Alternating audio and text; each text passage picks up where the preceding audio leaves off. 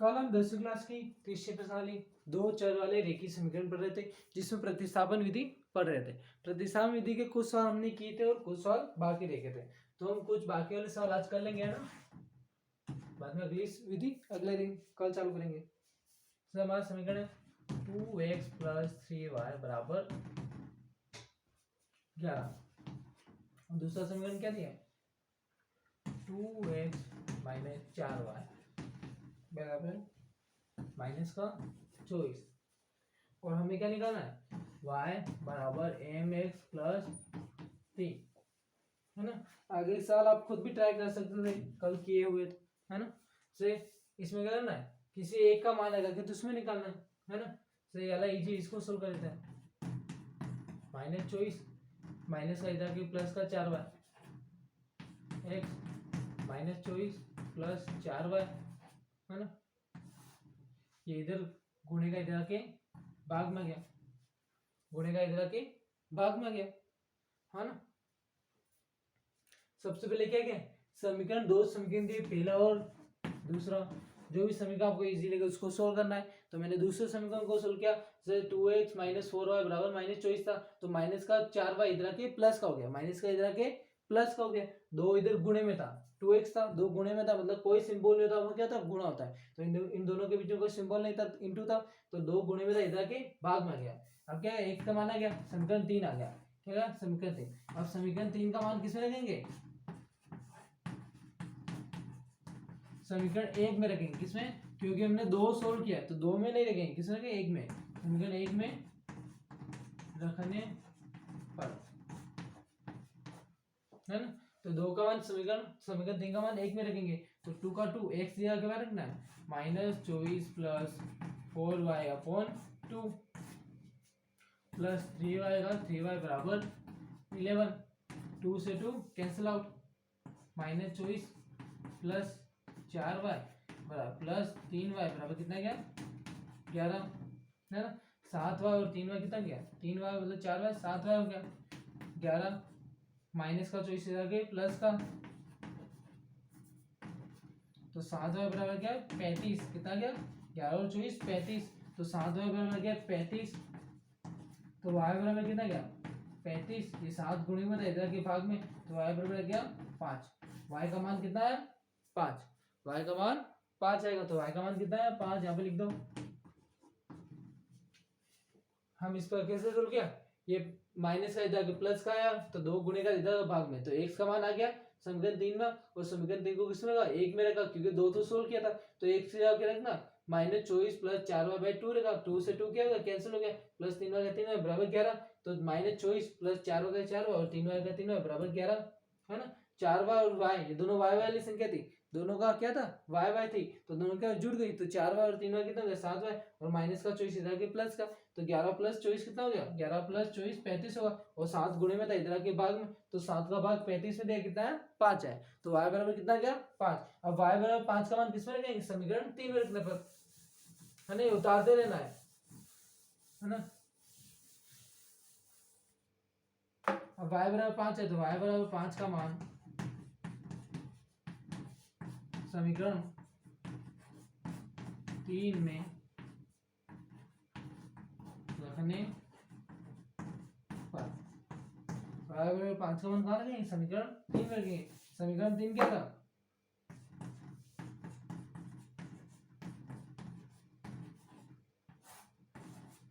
है ना, -24 + 4y/2, है ना।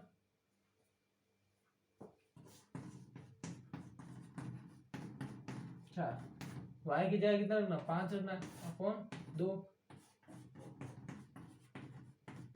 4 गुणा 5 से 20/2,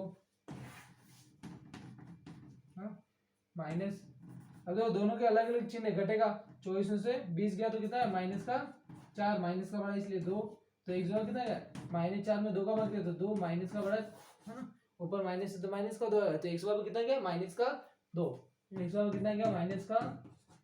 -2, है ना। तो ऐसे सोल्व करना है, तो एक जगह कितना है? -2 आया, है ना। उतार लेना, ये कैसा आया?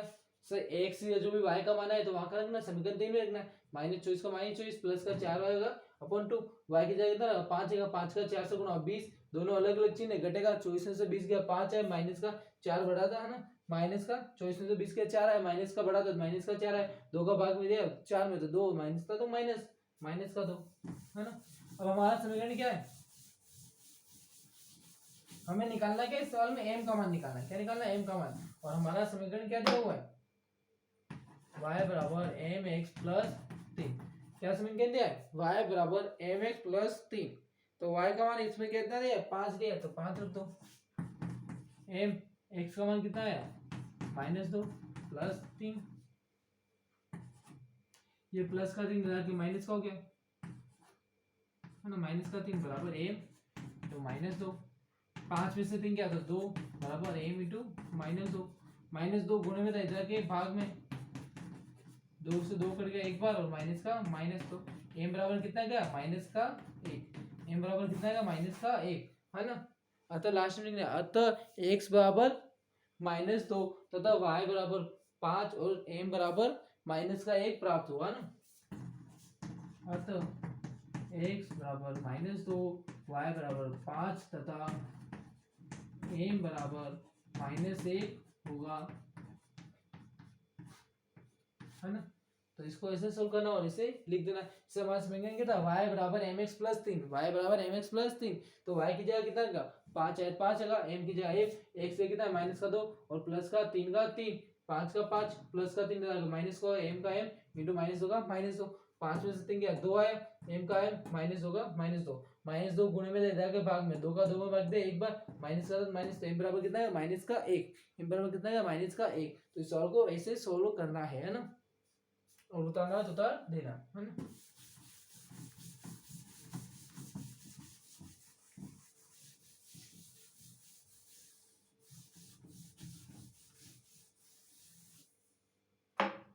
अब देखो, अब हम जो सवाल पढ़ कर रहे थे उसमें समीकरण हमें दिए हुए थे और हम डायरेक्ट आंसर निकाल रहे थे, क्या समीकरण दिए हुए थे और डायरेक्ट आंसर निकाल रहे थे। अब क्या करना है, इस सवाल में क्या समीकरण बनाने, लिखा हुआ लैंग्वेज लिखी हुई आएगी और समीकरण हमें बनाना है और हमें आंसर निकालना है। जैसे पहला सवाल, तीसरे का पहला सवाल, तीसरे सवाल का पहला सवाल क्या है, दो संख्याओं का अंतर कितना है 26 है, तो पहले सबसे पहले क्या करना है, दो संख्याओं का अंतर कितना है 26 है। तीसरे का पहला, माना कि पहली संख्या बराबर x, दूसरी संख्या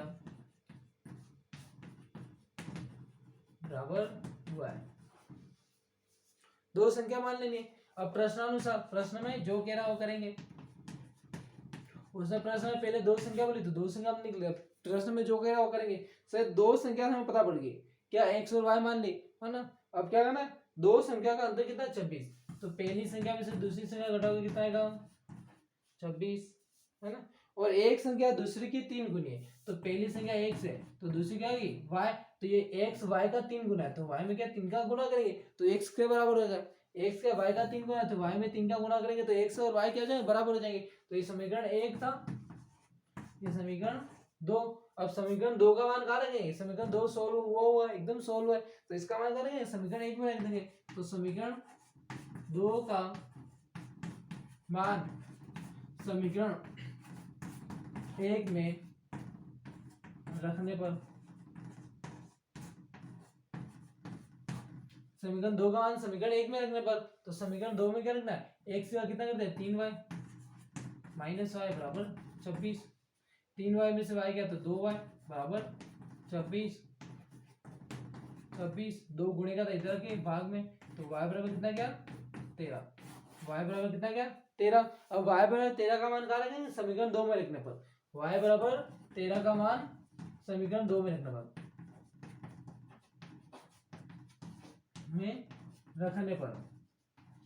y बराबर 13 का मान समीकरण 2 में रखने पर, तो समीकरण 2 क्या था x बराबर 3y है ना, x बराबर 3, y की जगह 13 आ गया, तो x बराबर कितना गया 3 का 13 से गुणा गया 39, कितना गया 39, तो y का मान आया 13, तो x का मान कितना गया 39 है ना।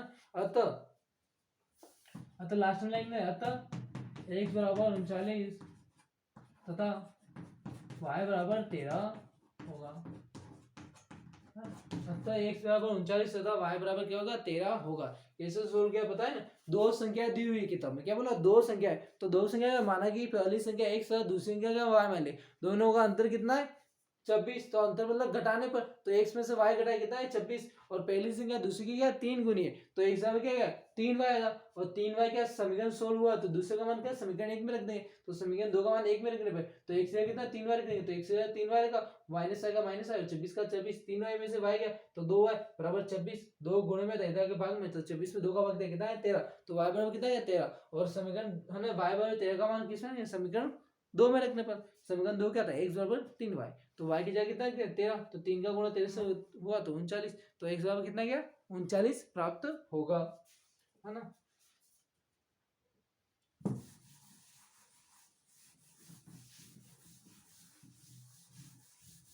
इस प्रश्नावली में एक सवाल ऐसा बड़ा आएगा ना, और एक ग्राफ आएगा बोर्ड में, और एक सवाल ऐसा आएगा बड़ा, है ना। अब इसका दूसरा सवाल,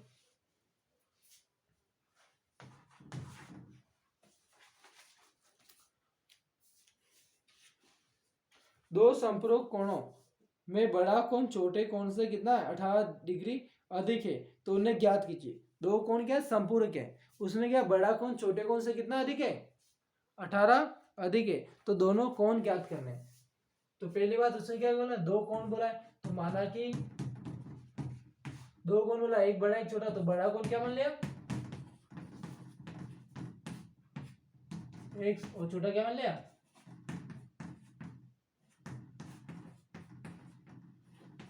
y।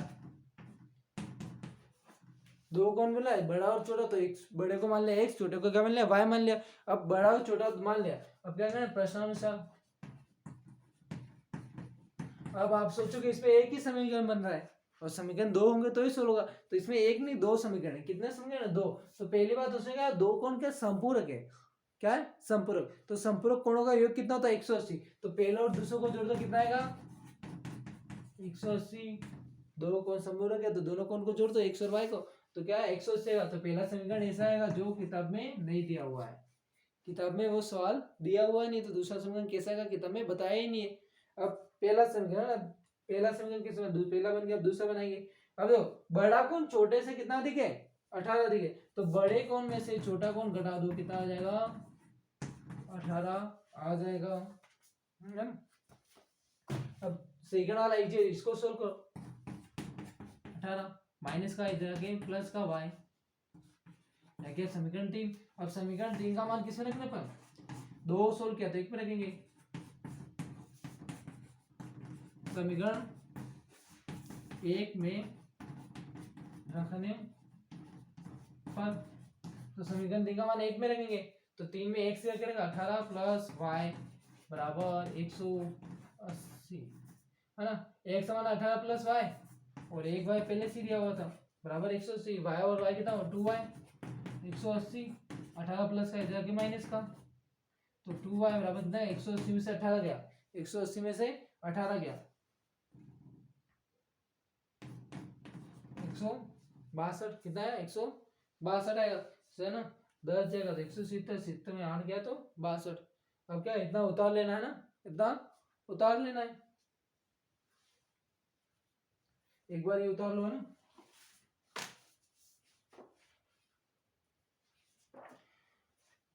अब क्या करना है,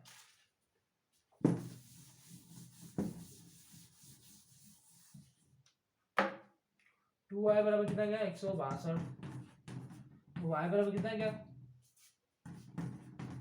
दो गुणे में था इधर के भाग में, तो वाई बराबर आ गया 81, वाई बराबर कितना है 81। अब वाई बराबर 81 का मान किसमें रखना है समीकरण 3 में रखना है,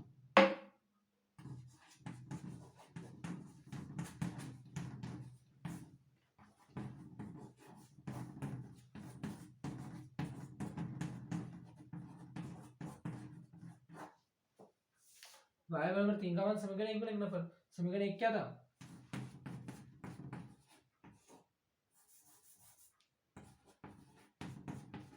हाँ समीकरण 3 या था 18 प्लस y, तो एक पर 18 प्लस y कितना 81, जोड़ दो एक कितना क्या 99, एक कितना प्राप्त होगा 99, है ना। इस सवाल को कैसे क्या पता पड़ गया ना। समीकरण x का मान 81 है, y का मान इसका मान कहाँ है समीकरण 3 में। समीकरण 3 क्या था, x बराबर y है ना 18 प्लस y, तो 18 प्लस y था तो y का मान 81 लगा, तो 18 प्लस 81 कितना है 99 होगा ना, तो x का मान कितना आएगा 99।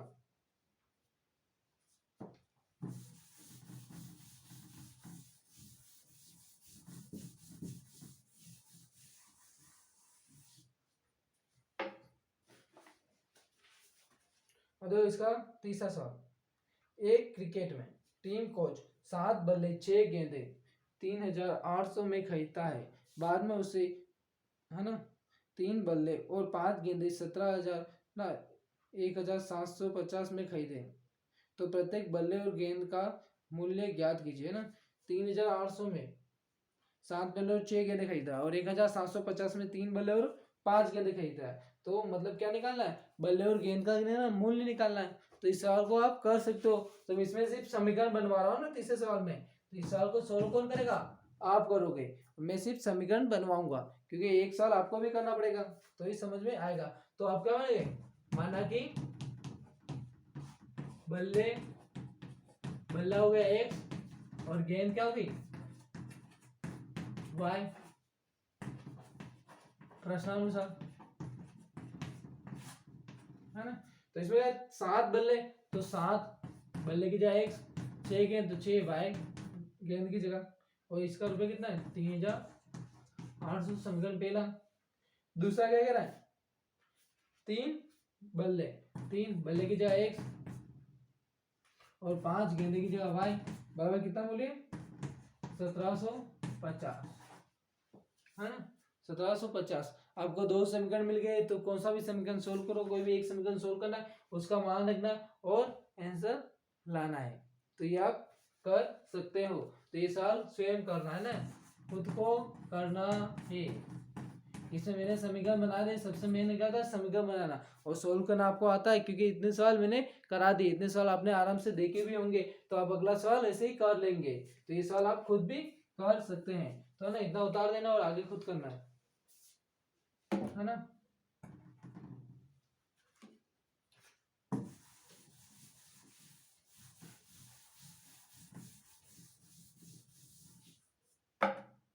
अब अगला सवाल, चौथा सवाल,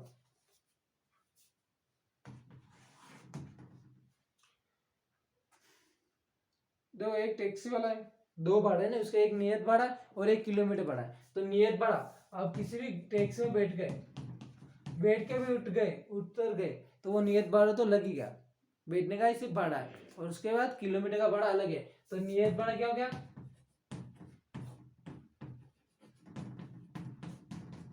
x, है ना, और अतिरिक्त भाड़ा क्या हो गया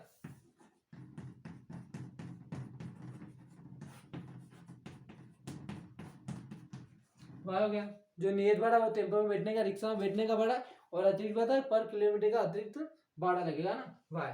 तो प्रश्नानुसार, और देखो टेम्पो में बैठा तो x तो लगेगा ही लगेगा, रिक्शा में बैठ रहा है, अब कितने किलोमीटर जा रहा है 10 किलोमीटर का 10, और 1 किलोमीटर का क्या बढ़ा y, तो 10 का y से गुणा हो जाएगा, कितना आएगा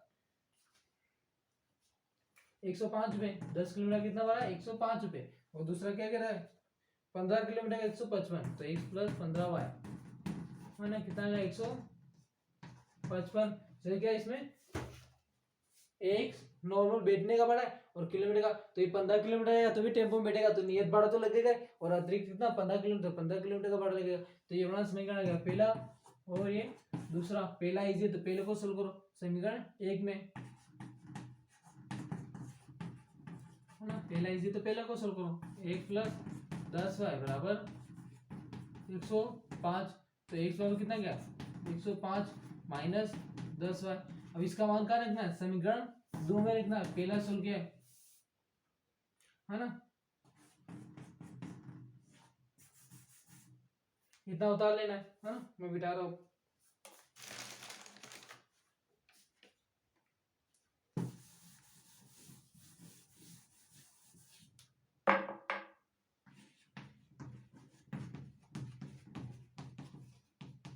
समीकरण 3 का मान समीकरण 2 में रखने पर समीकरण 2 क्या था?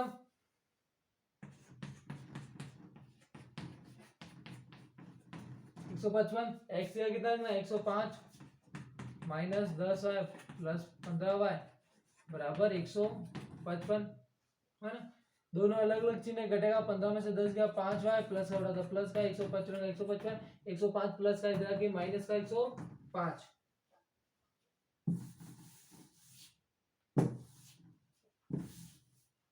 है ना। अब देखो 5y बराबर 105 में 55 से 105 गया तो 50, तो y बराबर कितना है? 50 में 5 का भाग देंगे, कितना आया? 10। अब y बराबर 10 का मान कहाँ रखना? समीकरण 3 में। y बराबर 10 है तो y बराबर 10 का मान समीकरण 3 में रखने पर, समीकरण 3 में रखने पर, और अपना समीकरण 3 क्या था? समीकरण 3 था x बराबर 105 माइनस 10y। समीकरण 3 क्या था? x बराबर 105 माइनस 10y, तो y का मान कितना रख देना है?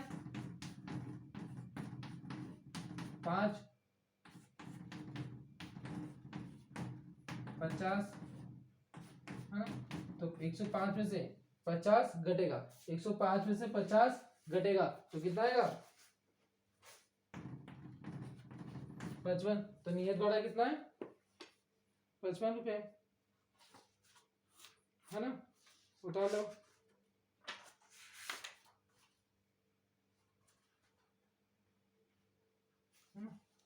नियत भाड़ा कितना है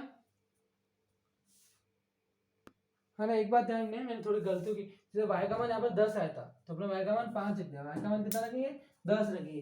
y का मान 10 आया था तो 10 का 10 से गुणा हुआ 100, 105 में से 10 गया तो 100 हो गया, 105 में से 100 गया तो कितना आएगा? 5। तो है ना, नियत भाड़ा कितना होगा? 5 आएगा, और अतिरिक्त भाड़ा कितना आएगा? 10 रुपया। तो नियत भाड़ा कितना है? 5।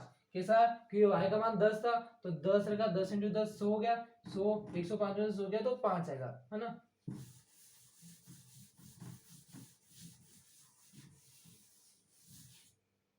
अतः नियत भाड़ा x बराबर 5 तथा अतिरिक्त भाड़ा y बराबर 10 होगा, है ना। ध्यान रखना है।